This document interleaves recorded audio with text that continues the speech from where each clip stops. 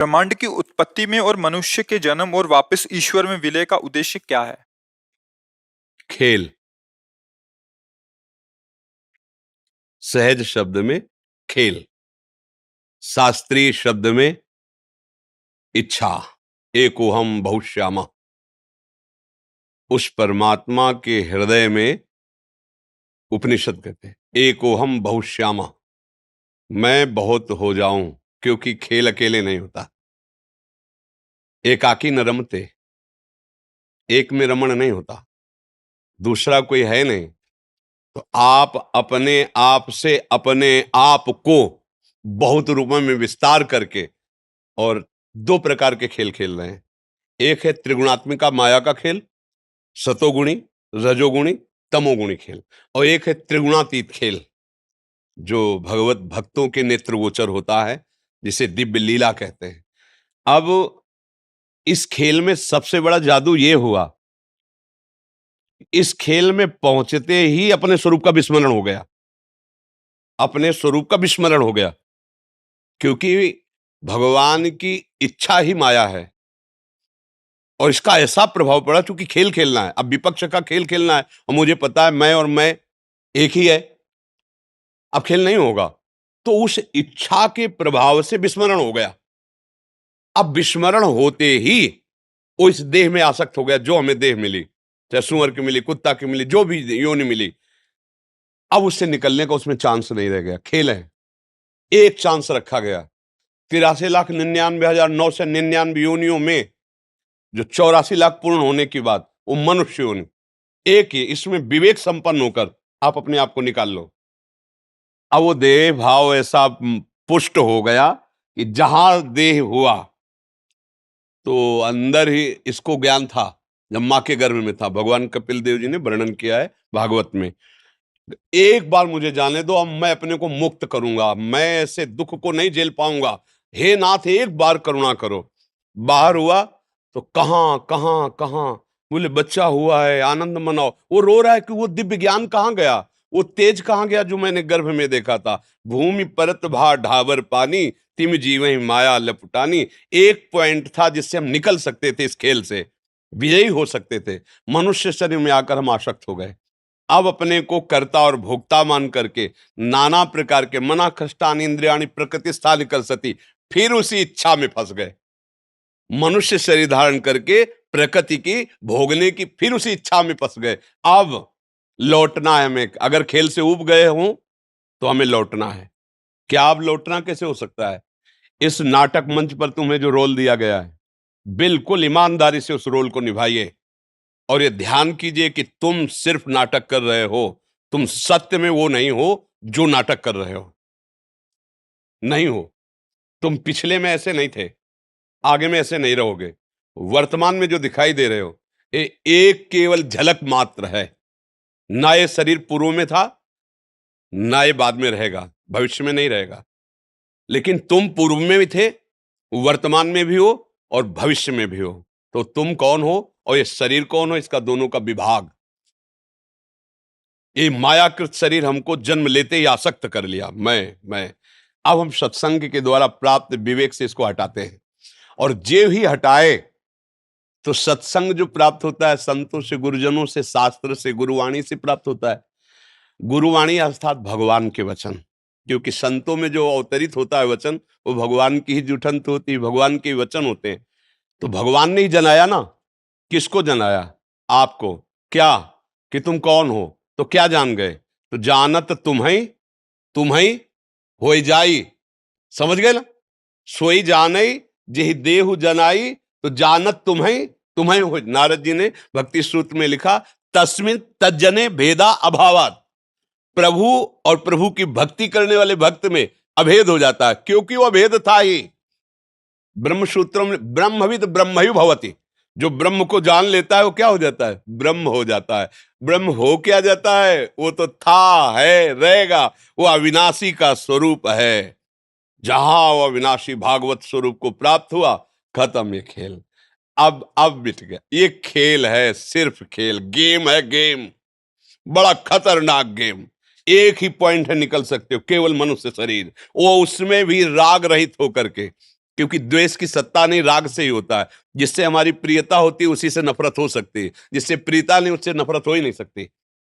अनुकूलता में प्रियता है और प्रतिकूलता में हमारी नफरत प्रकट हो जाती है। तो अनुकूलता को राग कहते, प्रतिकूलता को द्वेष कहते। इन्हीं दोनों के भावों से पूरे संसार का चिंतन निरंतर चलता रहता है। हृदय में देख लो, कोई विषय, कोई व्यक्ति, कोई स्थान, कोई बात जो अनुकूल है उसका चिंतन और शांत भाव करने के लिए इन दोनों का त्याग करना होगा। जहां दोनों का त्याग किया और अपने स्वरूप में आया तो उसे कहते जीवन मुक्त हो गया। जीवन मुक्त क्या हो गया? जो पकड़े था वो छूट गया, खत्म खेल। अब वो अपने स्वरूप में आ गया। एक उपनिषद का महावाक्य है, चारों उपनिषद के 4 महावाक्यों का, तत् त्वम असि, तत् त्वम असि, तुम वही हो। उपनिषद का महावाक्य। अब जब ये अनुभव हो गया तुम वही, तो खेल खत्म हो गया ना। एक शीशा के महल में आप खड़े हो तो आप जिधर देखोगे आप ही आप नजर आओगे ना। ये है ज्ञान। और भक्ति क्या करता है? अपने को भुला देता है, प्रभु की स्मृति में मगन हो तो जिधर देखता है उसे प्रभु नजर आते हैं। दोनों का काम एक ही होता है। ज्ञान क्या करता है? तू को भुला देता है, मैं में स्थित हो जाता है, अहम ब्रह्मास्मि। भक्ति क्या करता है? मैं को भुला देता है, तू में स्थित हो जाता है। तू मेरा प्राण, तू मेरा जीवन, तू मेरा प्रीतम। ब्रह्म नहीं, माया नहीं, नहीं जीव नहीं काल, अपनी सुध नारे एक रहो नंदलाल। एकमात्र श्याम सुंदर, एकमात्र जित देखो तित। आ गई स्थिति, एक में आ गई ना। अनेक में खेल है और एक में खेल समाप्त है। अगर खेल में तुम राजी हो तो भोगो, अगर खेल समाप्त करना चाहते हो तो एक में आ जाओ।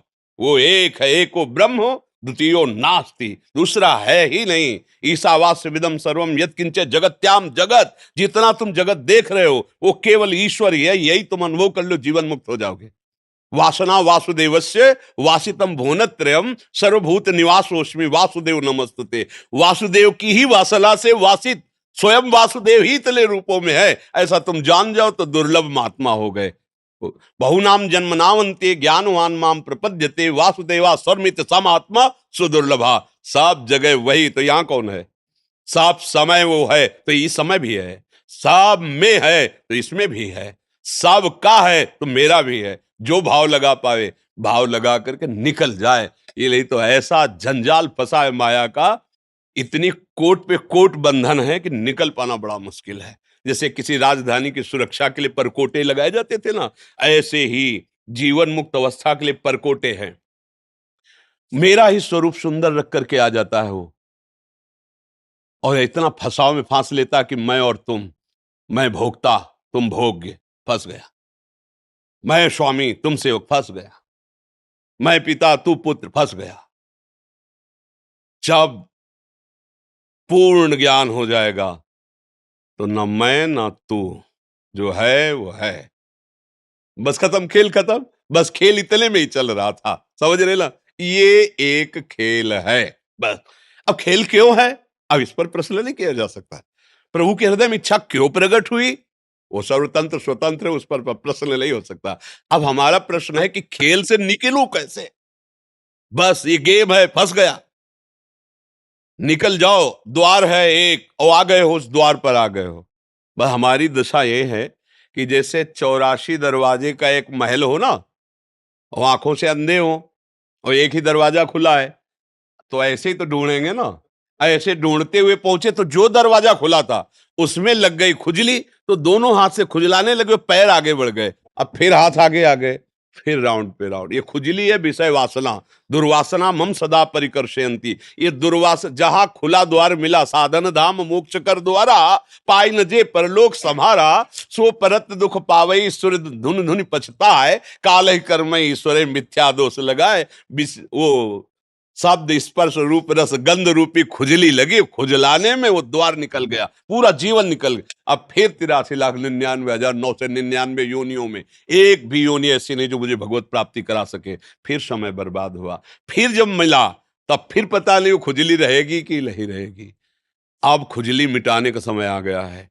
अगर संत संग मिले, शास्त्र स्वाध्याय मिले, नाम जपने में रुचि लगे तो जान ले मेरा अंतिम जन्म है, क्योंकि भगवान ने अगर कृपा न की होती, जैसे हनुमान जी महाराज को देखकर विभीषण जी कह रहे, अब मोहि भा भरोस हनुमंता, बिनु हरि कृपा मिले नहीं संता। प्रभु ने कृपा की तभी हमें संत संग मिला। तो जो आपका प्रश्न है वो संत संग किए हो, ये प्रमाण देता है। तो अब इसको उज्जवल बना लो, प्रकाशित कर लो, अपने आप को बिल्कुल जो अधिकार मिला है, जो पद मिला है, जो सेवा मिली, उसे पूजा मान लो और वो भगवान को समर्पित करते हुए हमारी देशभक्ति, जनभक्ति, एक कुत्ते की पूजा से भगवान मिल जाएंगे। नामदेव जी ने कुत्ते में भगवान की भावना करके घी चुपड़ी रोटी के लिए, तो वही विट्ठल भगवान। तो आप तो देश के लिए प्राण न्यौछावर किए हुए हैं। ये कोई साधारण भक्ति नहीं है। अपने प्राणों का, परिवार का, प्रियता और मोह छोड़ करके हमारे राष्ट्र के लिए, हमारे राष्ट्र के जन जन की सुरक्षा के लिए आप हैं। इसलिए आपकी भक्ति कमजोर नहीं है।